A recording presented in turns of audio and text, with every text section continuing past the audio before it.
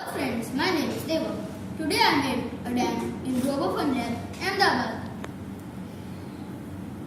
As my project is prevent flooding, the components I've used are smart hub, motor, gears and many other more non-electronic components. From this project, I have learned different types of precipitations, how the dam stores the water and how the dam prevents flood.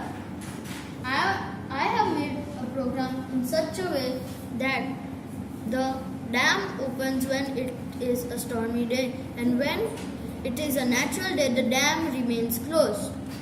Let me show you a demo.